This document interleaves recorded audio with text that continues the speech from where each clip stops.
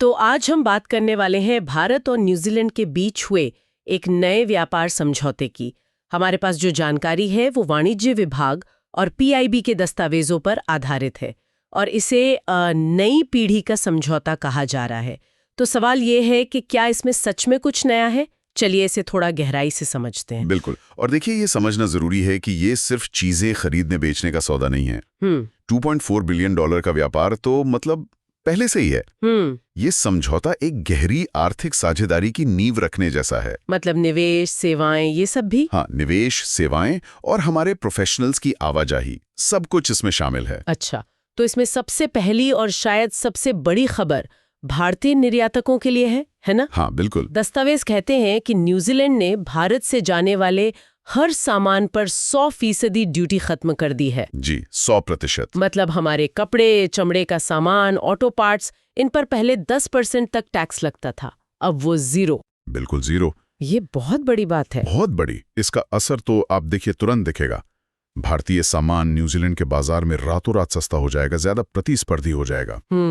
लेकिन दिलचस्प बात भारत का रुख है। भारत ने भी अपना बाजार खोला है, पर बहुत सोच समझकर। अच्छा, हमने सब कुछ नहीं खोल दिया? नहीं, हमने लगभग 70% सामान पर ड्यूटी घटाई है, लेकिन डेयरी, कई कृषि उत्पाद और गहनों जैसे जो हमारे संवेदनशील सेक्टर हैं, उनको पूरी तरह से बचा कर रखा है। तो ये एक संतुलित कदम है। तो सामान के निर्यातकों के लिए तो ये सीधी सीधी खुशखबरी है। लेकिन मुझे जो बात सबसे ज्यादा दिलचस्प लगी वो सामान से जुड़ी नहीं है, बल्कि लोगों और पैसे से जुड़ी है। छात्रों और निवेश के लिए इसमें ऐसा क्या है जो इसे अलग बनाता है? यहीं पर इस समझौते का वो नई पीढ़ी वाला चरित्र दिखता है। अच्छा। पहली बात तो निवेश की है। न्यूजीलैंड ने वादा किया है कि वो अगले 15 सालों में भारत में $20 बिलियन के निवेश को आसान बनाएगा। $20 बिलियन, ये तो बहुत बड़ा वादा है। अक्सर ऐसे वादे मतलब कागजों पर ही रह जाते हैं।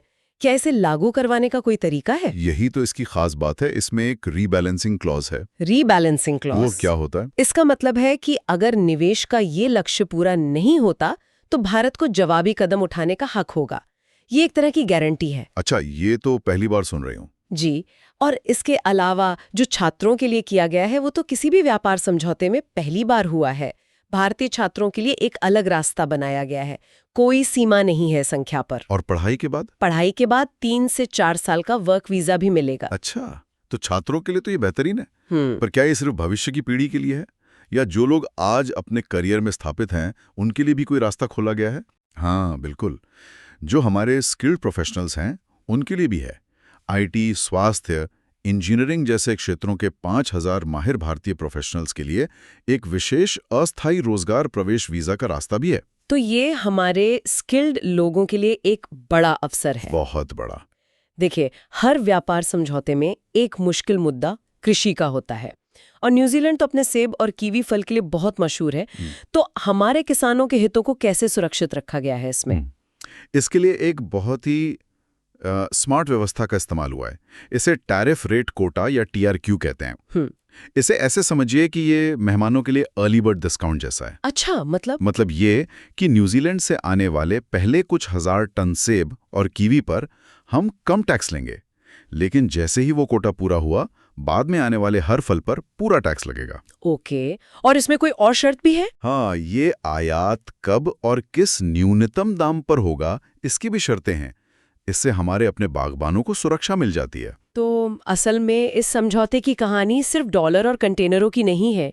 ये एक तरह से भारत न्यूजीलैंड के बीच एक इकोनॉमिक हाईवे बनाने जैसा है। बिल्कुल सही कहा आपने। जिस पर सिर्फ सामान नहीं बल्कि हमारे छात्र, हमारे प्रोफेशनल्स और भविष्य का निवेश भी दौड़ेगा। ये एक रिश्ते की नींव है, सिर्फ एक डील नहीं।